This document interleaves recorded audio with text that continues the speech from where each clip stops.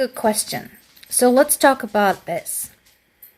Because they're trying to maintain their prestige, I'm sure the stories of ridicule about Russian troops and Russian soldiers, like Russian tanks being towed by Ukrainian tractors, or Russian drone being knocked down by a woman from a balcony with a jar of pickled tomatoes, or the fact that Russian soldiers were shocked to find paved roads, electricity, and stone buildings in Ukrainian villages and could not believe that they were just villages and not big regional centers. All of that is probably hurting them and angering them in Russia much worse than anything that Ukrainian army could dish out.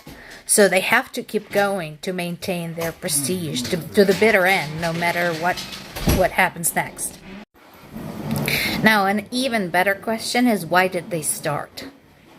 And that is the one that people have been asking for a very long time throughout Russia's history. Why? Why are they so pushy toward their neighbors? I want to read an excerpt from a book that I grew up reading as a little girl that takes place in a city that used to belong to Poland. So there used to be Polish state, then it was forcibly pulled together into 3 pieces and split up between Russia, Germany, and Austria. Our city ended up in Russia, but the Polish patriots did not want to settle for the fact that the state has been decimated and went on strike. In our area, the Polish uprising was being suppressed by a savage royal appointee, Muravyov, also nicknamed Muravyon the Hangman. He had many Polish protesters hanged. Their widows weren't allowed to wear mourning for their executed husbands and brothers. As soon as a woman in mourning appeared in the street, she was detained, given a broom, and forced to sweep the street.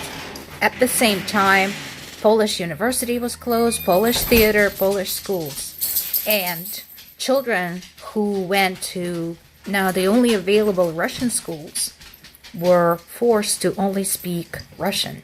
So even if they had a casual conversation outside of class in Polish, they could be reprimanded, they could get detention, whatever. This is but one piece from the history of Russia's attacks on its neighbors. This is not new, which is why it surprises me that the world still doesn't get it, that this is happening. Thank you for watching.